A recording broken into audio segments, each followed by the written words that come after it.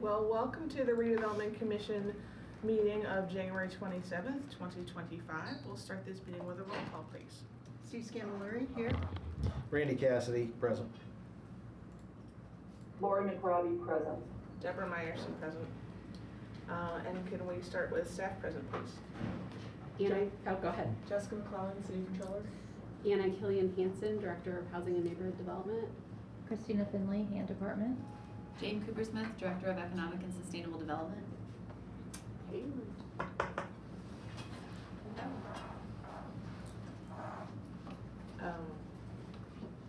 And Margie Rice. Margie Rice, did I come in for Exactly the right time for roll call. Oh, nice. Margie Rice, Corporation Counsel. Thank you. So on our agenda tonight, we've got a kind of packed agenda because of some meetings that did not happen earlier in January, but we're going to start with reading of the minutes from December 16th, 2024. Any questions or comments from commissioners? If not, I'll entertain a motion. Move approval of the minutes from Monday, December 16th. Second. And for first and a second, all in favor say aye. We have to do roll call. Because Oh. Lori's on Zoom. A big Aye. Yeah. Don't we have to do a roll call votes because someone is? Yes, thank you, thank you. I was overlooking that. So yes, so we'll do a vote by a roll call because we have commissioners both in person and online. Roll call, please. Sue Scamilleri, yes. Randy Cassidy, yes. Lori McRobbie, yes. And Deborah Meyerson, yes, passes unanimously. Next, we have our examination of claims registers, and again, because of the gap between our last meeting and the current meeting, we have 1, 2, 3, 4 examination of claims registers. I would like to propose that the commissioners consider this as a single vote instead of 4 separate votes. Is that something, I'm asking legal, can we make an amendment to do that, or what's the right procedure to combine them? You can move to combine it and then somebody can second it. Okay. You can vote on that. Or do we just move approval of the claims registers together? Anna, where is Anna? We usually just do it as a motion to approve the claim registers. Okay. Okay, so do I have a motion? Well, any questions or comments from commissioners? If not, I will entertain a motion for the group approval. So, I'll make a motion for the group approval. I do have one question, but I'll make a motion first. Well, go ahead. go with the Only questions question I first. have is in regards to the consolidated TIF on administration for the bond. When is that bond? Is that bond been Which placed? register are you referring to? I apologize. The first would be first register, invoice 12/7 to 12/20. It's the bond, Jessica probably can, that's the, I know there's an annual payments. Is that like $350? no, it's Barnes and Thornburg, Frost Todd, Buzz, and S&P, Standard & Poor's. It's dealing with our rebonding, the expenses in regard to, it's Fund 439 on page 5 of 10. Thank you. And my question is specifically, has the bond already been executed or is it in process? It is for a bond that's already been executed. That answers the question.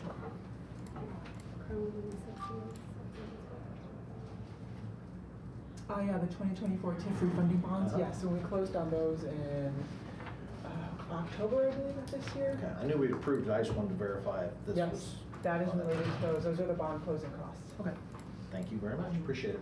So I'll move forward and make a motion to consolidate the. We have a motion, do we have a second? Consolidate and approve. Consolidate and approve. Second. Okay, we have a first and a second. We'll do a roll call vote, please. Sue Scamilleri, yes. Randy Cassidy, yes. Lori McRobbie, yes. Deborah Meyerson, yes, passes unanimously. Thank you. Next, we also have a payroll, examination of payroll registers. We have 3 of those. I will do a similar proposal for consolidation. And any questions or comments from commissioners before a motion?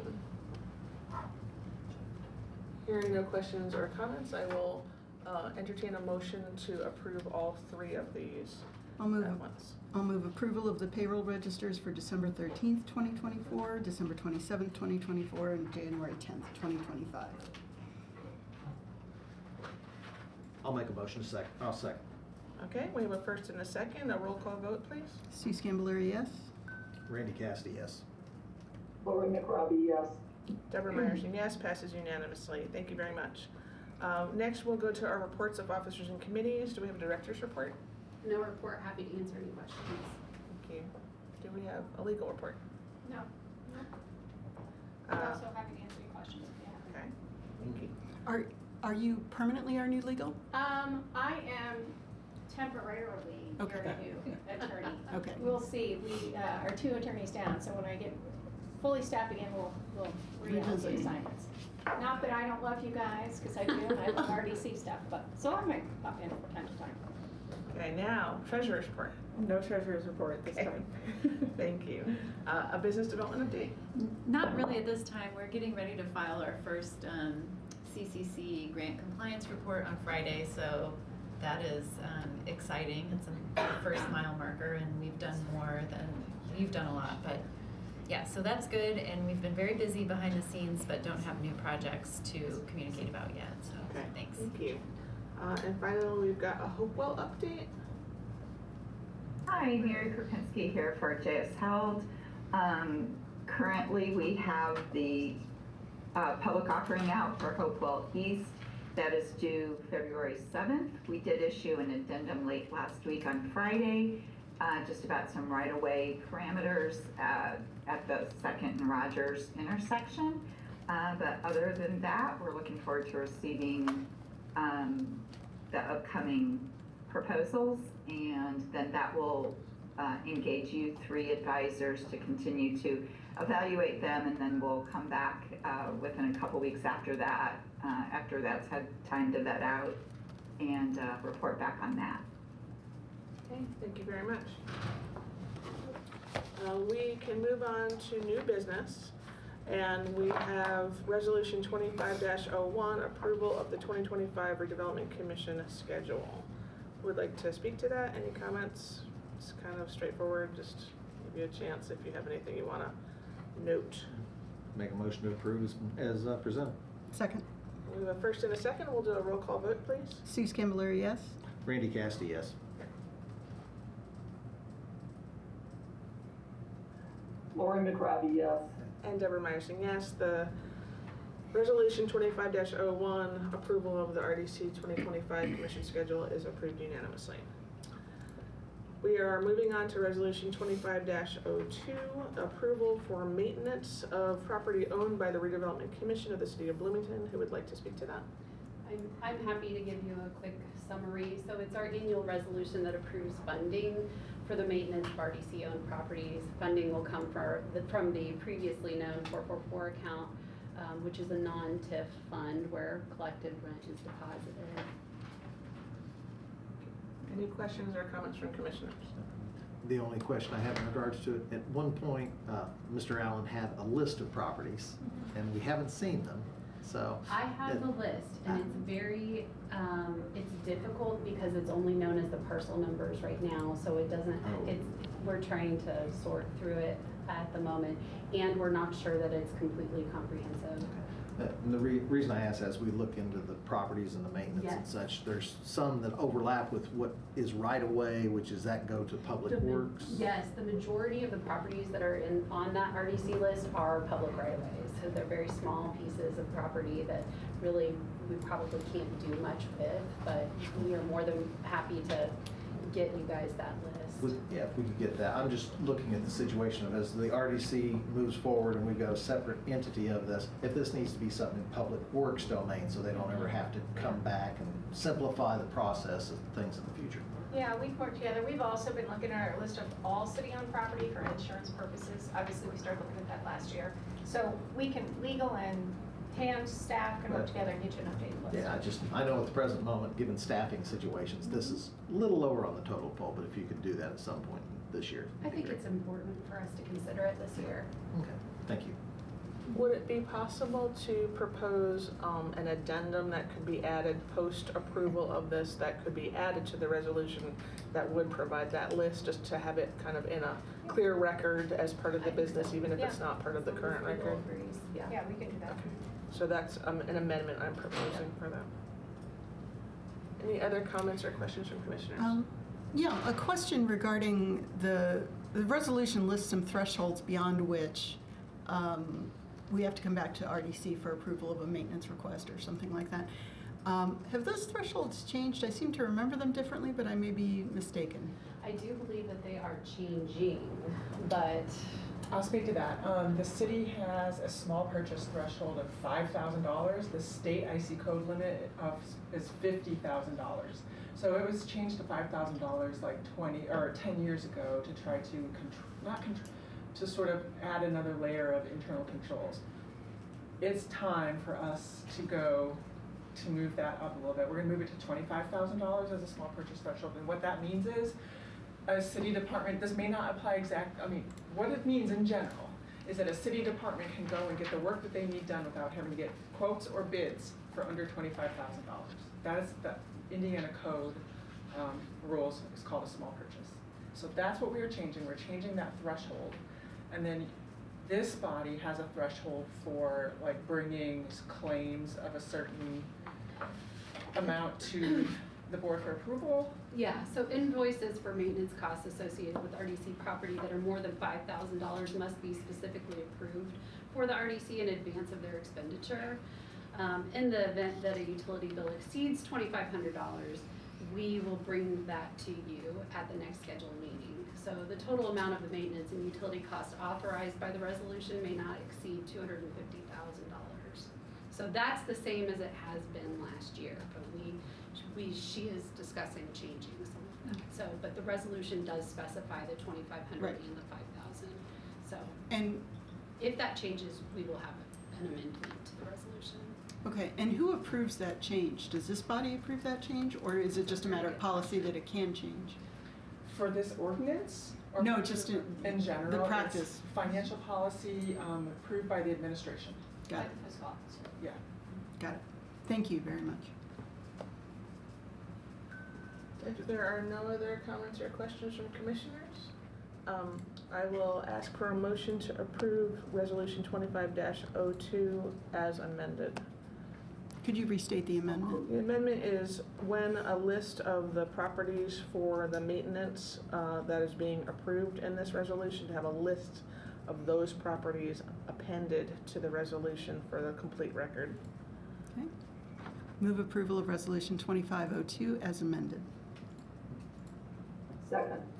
We have a motion and a second. We'll do a roll call vote, please. Steve Scambleri, yes? Randy Cassidy, yes. Lauren McRobbie, yes. Deborah Meyerson, yes. Vote passes. Resolution passes unanimously.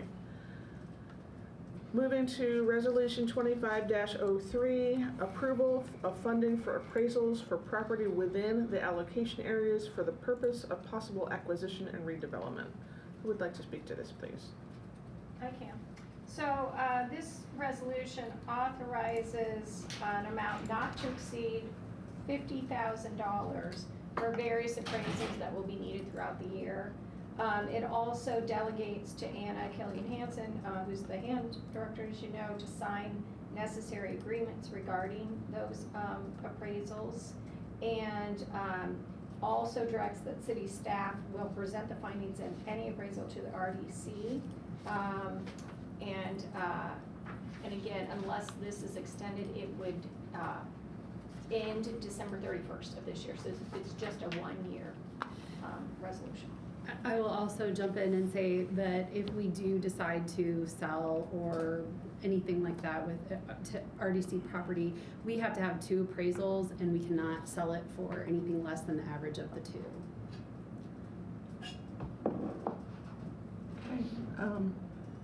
Any questions or comments from commissioners on Resolution 25-03? This is just a cover-all for anything that happens so that we have things already in place in order to not slow down the process of disposing of or acquiring necessary properties. Correct. Okay, thank you. If there's no other questions or comments, I will entertain a motion. I'll make a motion to approve Resolution 2503 as presented. Second. We have a first and a second. We'll do a roll call vote, please. Steve Scambleri, yes? Randy Cassidy, yes. Lauren. Okay. Lauren McRobbie, yes. Deborah Meyerson, yes. Resolution passes unanimously. Moving on to Resolution 25-04, this is an approval of a lease with, we'll do a little edit on the title there. Approval of a lease with the Forge, for the Forge with Vivum AI. Would like to speak to that. I'd be happy to. Yeah, this, we're really excited about this lease because it, excuse me. You know, when the city originally contemplated building this facility, it was perceived as a part of our infrastructure that was missing as companies, you know, especially these tech companies would graduate or outgrow their space at the mill. They had nowhere to go. And this is a classic example and just right on point with, I think, the vision that the Redevelopment Commission and the prior administration had for the investment y'all made in this building. So Vivum AI is a relatively young company. They're 2 years old. Their co-founder, Derek Whitley, is a double PhD major. One of those is from IU. This is not his first company.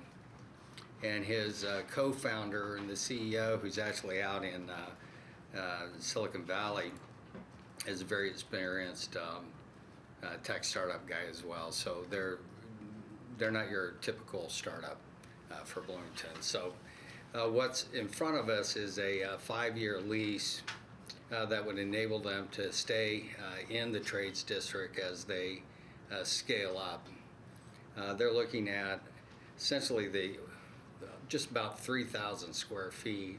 If you're familiar with the building, this is the second floor north suite.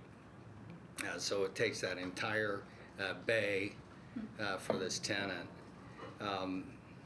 They anticipate growing fairly significantly, which is the rationale for them looking at a new location for the company.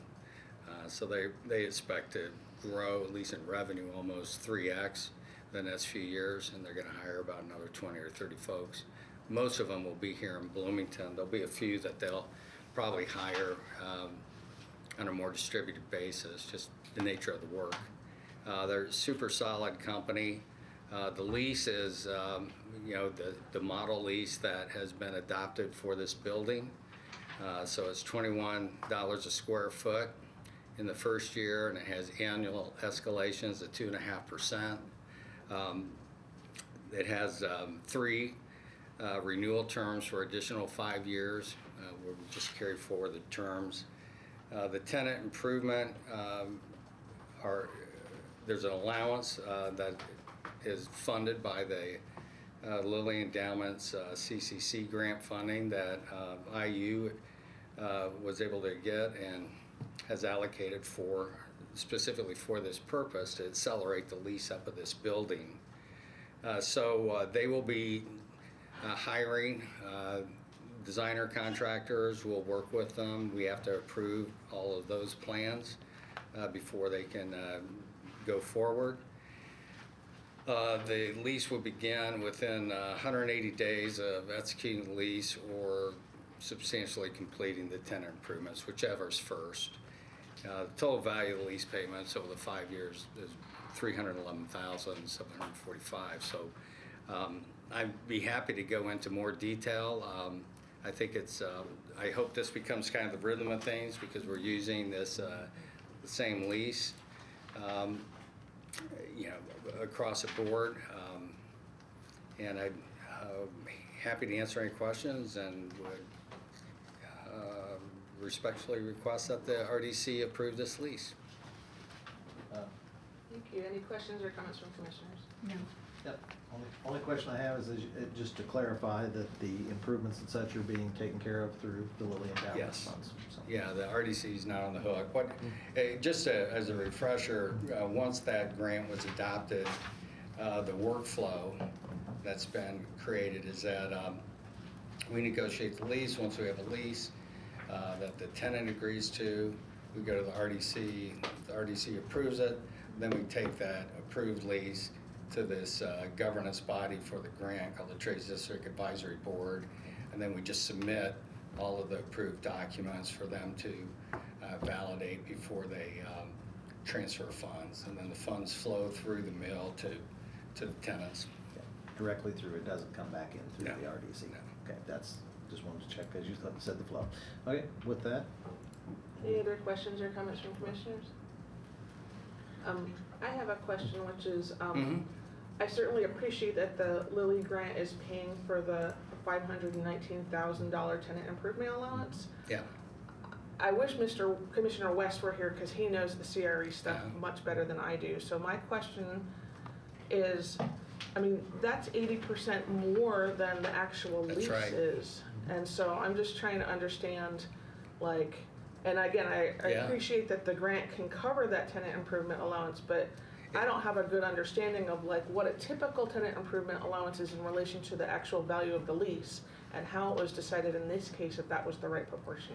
It's a great question, and I can tell you that it is substantially different than the market. It's very generous, but that's exactly why the endowment approved that fund. Is to basically that $175 per square foot is our estimated cost of what it would take to do the build out for all of these tenant spaces. And what we and the university pitched to the endowment was that we want to accelerate the development of the trades district. That means getting companies that fit the profile that we're trying to grow here in Bloomington, heavily incentivized to stay here, to grow here, or to come here. And so yes, it is a very generous tenant allowance. Typically, you would get more like $50 a square foot, I think, which is basically market for Bloomington. So it is a massive incentive. But otherwise, the owners would have to negotiate with the tenant on what the split of those costs would be, how it would be amortized over the 5-year lease, and it just makes it a little bit more complicated. Because as you recall with the ESNet project for the Trades District Garage, the Redevelopment Commission is fronting 100% of those tenant improvements. You're not going to make any money until you get into the renewal period after they've paid off as part of their lease payments the cost of those tenant improvements. Although you are, in that case, I think you have either a $50 or $55 a square foot allowance. So they're paying anything north of that up to a do not exceed level, but you all are fronting the money for that. So with the endowment grant, and these funds are specifically for this purpose, we can't repurpose them to do something else. We could, but that would be a challenge. It's specifically to accelerate getting this building occupied, getting as many good paying jobs as possible located in the trades district, and helping to grow our economy. Thank you. How is the return on the investment measured, let's say over that 5-year period, in the sense of in the investment of the grant, and then let's say subtracting the value of the lease? But how do you measure to say this investment yielded this return? How do you measure that? Well, we're looking at it with a lens of kind of classic economic development. Number of jobs, payroll of jobs, taxes generated by those jobs. That's what we're looking at. Okay. Thank you. Just to verify, this is not about real estate, this is about economic development, growing jobs, growing more people that care, work, and live, and high-paying jobs in our community. Yeah, it goes back to the whole intent of the Trades District, was to create an innovation hub that can attract and retain these kinds of employers, because we know that this industry, if you look at the comparative compensation for all people that are employed by these kinds of companies, especially when you get into larger scale companies, when we think about the rest of the development, it doesn't matter what category of job you're talking about, there's about a 15% delta from the average. So if you're even working in the back office of a group like this, or you're a facilities manager for these tech companies, your compensation typically is higher than comparative positions in other non-technology companies. So, I think that's part of the rationale why we're trying to grow that part of our economy in Bloomington, because it has a significant benefit beyond just the individual employees, but in a larger sense to the community as a whole. So this building is a huge part of that infrastructure. What we do with the rest of the land and marketing to similar kinds of companies has a lot of potential to help change the trajectory of our economy. Okay, thank you. Any other questions or comments from commissioners? If not, I'll entertain a motion, please. Oh, sorry, I just noticed one quick thing in the text, that there's a resolution in the third whereas that does not have a full resolution number in it. So at the bottom, at the last sentence in the third whereas, it says, the RDC authorized the Dimension Mill to act as its representative in managing and leasing the forge in resolution 24-blank. So just asking that that could be fully completed for the final signed copy of this resolution. We'll get that fixed, yeah. Okay, thank you. Sorry. Anyway, that was just something I wanted to mention. Otherwise, I'll entertain a motion on the, with amended, with that correction. Move approval of Resolution 2504. Second. Got a first and a second. We'll take a vote by a roll call, please. C. Scamboleria, yes. Randy Cassidy, yes. Lauren McRobbie, yes. Deborah Meyerson, yes. Resolution passes unanimously. Thank you. Thank you. Very exciting. It is. Thank you. Next on our agenda is Resolution 25-05, Amendment 3 to the Agreement for Architectural and Engineering Services with Axis Architecture Interiors LLC for the Forge. Who would like to speak to that, please? I'll speak to that. And this general feeling of when you are on a road trip and you've been in the car all day and you're 20 miles from home and it feels like the car starts to go slower, the faster you approach or the closer you get. So we're toward the end of this relationship. Axis has been a great partner, and we asked them to complete some work that turned out to be outside of their initial contract. So here today we have an amendment to their contract that adds $700 in additional funds for their design services in selecting furniture, fixtures, and equipment for the common areas in the Forge. And they did that work. Mr. Fernandez and Mr. Scioli have been soliciting additional bids, and so that process is moving along, and this is just to support the design work that was executed beyond the scope of the original agreement. Will this close out that, or still be an open? I mean, I didn't think I don't we have would be anything else back for here them. today, but I don't think there is anything else we could. And we're still within budget. Yes, yeah. That's, And we will be coming in well under the $150,000 furniture, fixtures, and equipment budget. So. Yeah, we got some really competitive bids. excellent. Any other questions or comments from commissioners? Hearing none, I will entertain a motion. I will make a motion to approve resolution 05. 05. Make a resolution to approve 2505 as noted. You have a second? Second. We have a first and a second. We'll do a roll call vote, please. C. Scamboleria, yes. Randy Cassidy, yes. Lauren McRobbie, yes. Deborah Meyerson, yes. The resolution passes unanimously. Thank you. Thank you. So next on our agenda, we have what I will categorize as 3 different categories of CDBG grants. The first is a series of physical improvement. We have 1 amendment to a CDBG grant, and then the last portion is social services. I'm going to propose that the RDC hear and approve them in each of those 3 respective groups. So looking at the agenda, the first group, again, the physical improvements group, is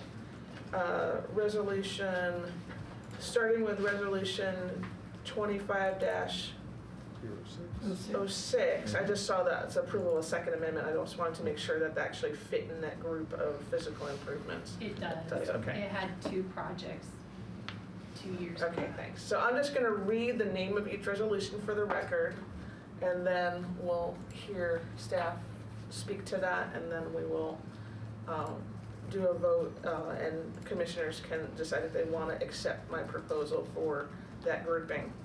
So we're starting with Resolution 25-06, approval of second amendment to CDBG Centerstone agreement for the repair replacement of the fire sprinkler system. Next, we have Resolution 25-07, approval of CDBG funding agreement for the replacement of siding at Life Designs. Next, we have Resolution 25-08, approval of CDBG funding agreement for the repair, replacement of flooring in the Monroe County United Ministries Compass Early Learning Center. And then, we've got two more in this group. Resolution 25-09, approval of CDBG funding agreement for the installation of rooftop solar panels and generators for the New Hope Family Shelter. And then finally, in this physical improvements group, we have Resolution 25-10, approval of CDBG funding agreement for the construction of the Summit Hill Early Learning Center and installation of outdoor classroom and playground. 2511 also. I beg your pardon? 2511 also. They're gonna Physical consider plan. that one separately because of, it's an amendment to a previous year. Yeah, so it will One part. just, Yeah. that's kind of like the in-between, but yeah, just because it was a different fiscal year funding, we opted to keep that separate.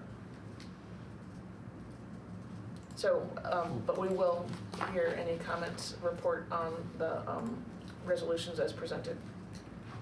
So the main part of the group, 07 through 10, that is just the 2024 CDBG projects that we're asking for approval on the agreements for, and the amendment to the Centerstone agreement. Originally, HUD had advised us to combine multiple projects, and then through their ever-changing wisdom, they told us to separate them once again. So we're going back to the original where they were separated. So that amendment is just separating the projects back apart. No change in the projects. And just for clarity, it gets very confusing because the funding years do not run on a calendar year basis. So it runs from June 1st to May 31st. So that's why we're addressing 2024 projects at this point. Thank you for that clarification. Any further report? Just Happy to answer any questions anybody has on them. Thank you. Never enough money, always more need. Yeah. Any comments or questions from commissioners on this first round or first batch of physical improvements, physical improvements funds for CDBG? Hearing none, I'll entertain a motion. I'll make a motion to approve Resolution 2506, 2507 through 2510 as presented. Second.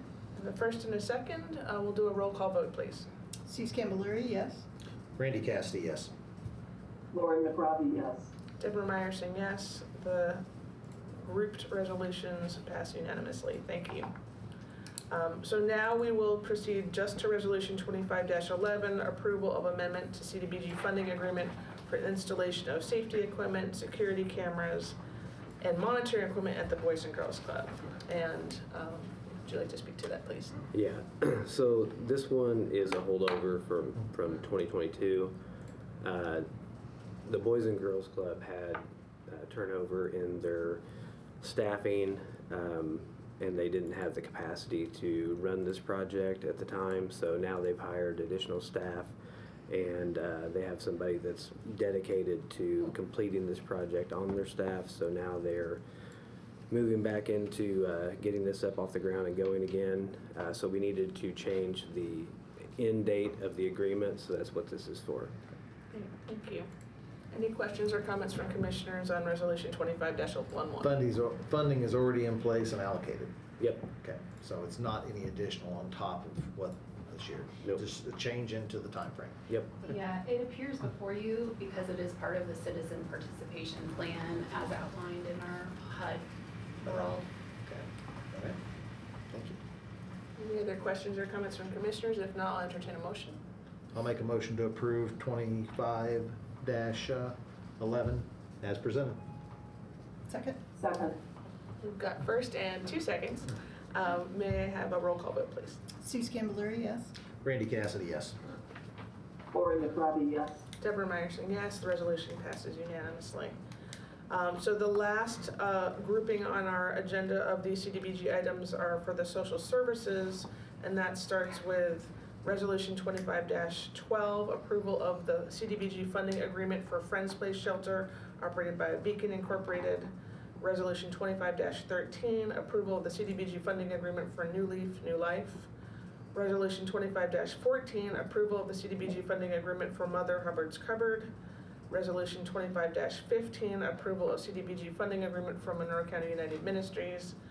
Resolution 25-16, approval of CDBG funding agreement for New Wings Emergency Shelter operated by Middleway House. Resolution 25-17, approval of CDBG funding agreement for Hoosier Hills Food Bank. And finally, Resolution 25-18, approval of CDBG funding agreement for Community Kitchen. Who would like to speak to this? Yeah, I can speak to that. These are also for the 2024 funding year, so running from June 1st of 24 through May 31st of this upcoming year. But yeah, all these for social services, and unfortunately not enough to go around all the applicants as per usual. Okay. Thank you for that presentation. Any comments or questions from commissioners on the social services CDBG funding agreements as presented? If not, I will entertain a motion, please. I'd like to move approval of resolutions 2512, 2513, 2514, 2515, 2516, 2517, and 2518. Second. We have a first and a second. We'll do a roll call vote, please. Lauren McRobbie, yes. Sue Scandalari, yes. Randy Cassidy, yes. Deborah Meyerson, yes. The groups of resolutions passes unanimously. Thank you very much. Before we leave that, I should have done this during comments, but I just want to acknowledge the ton of work done by Cody to wrangle our group and to put in place the scoring matrix and everything. Thank you for all your hard work, both of you. So. And thank you for your commitment to represent the RDC. Mm-hmm. You're welcome. Okay, well, we are on to business general discussion. Anybody who has any business to present for this part of the agenda? Can I just ask one new question? So the land for the Trades District Hotel, that's, that, I haven't been part of the redevelopment commission meetings last year, but I know that's been a topic of conversation. That's gonna close soon. There's an earnest money deposit agreement. Did you guys previously delegate to staff or to the controller authority to sign those kinds of things, or do you know if that was a topic of a conversation at a redevelopment commission meeting? I don't recall any delegation like that, but. There's no delegation, I think John was in. So I would propose that you authorize staff and the controller to sign those sort of perfunctory agreements, just like receiving earnest money and holding it.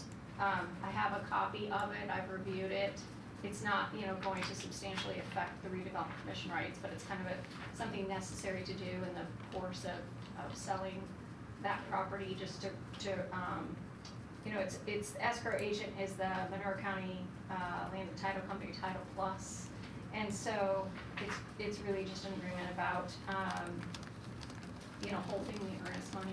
Do you have any objection to letting the controller or staff handle that?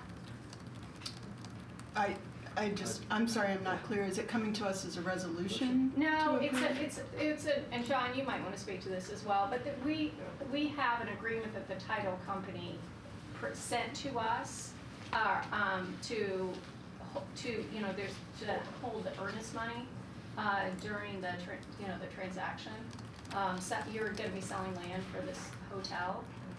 Do you want that kind of or this agreement coming to you guys? It's really kind of an administrative issue related to the earnest money. I think if it would de facto go to the RDC, then it does take the RDC business to delegate it to another administrative function. That's fine. I would appreciate if it was on the agenda to actually be part of the RDC. Timing wise, it would have to go on the February 3rd agenda, which is a week from now. I don't know how that's affecting the timing. For the hotel, it doesn't. And with the other parcels, that we're acquiring through the CCC grant money, there isn't any earnest deposit for that one. I mean, the earnest money agreement and the process was included in the purchase agreement previously approved by the RDC. Okay, so it was previously part of that. It's in the purchase It was agreement. previously, you guys previously talked about that at meeting. Okay, that was kind of my question, whether that was part of, you guys already did all that when you Yeah. did that. Okay. Because they had to approve the conveyance agreement to begin with. That the earnest money process is included in one of the sections of the purchase agreement. Okay. So I think I got the answer to my question. Okay. That's already been, It may have as a been part matter of a larger agreement as opposed to a single, such Yeah. as what you have Yeah. now. Okay, sounds good. Thank you for that. If there's no other business or general discussion? Nope, just one last question in regards to the Hopewell and the closing of that and such. I know that was something that was being done at the end of the year. Was that all closed out effectively and such? Because there were several items when we approved it that still needed to be added into the agreement, and we hadn't seen the final exhibits and such. It did close. It closed in January, actually. So, as far as the final documents, I think that's something that we can dig out with legal for you if you'd like. Yeah, because it was approved contingent upon those particular ones, and there were some blank documents that, just from a public We perception can standpoint. put those in the February 3rd packet. That'd be great, thank Yeah. you. Okay. No other business or general discussion. I will entertain a motion to adjourn. So moved. Second. Thank you. Meeting adjourned. Wow.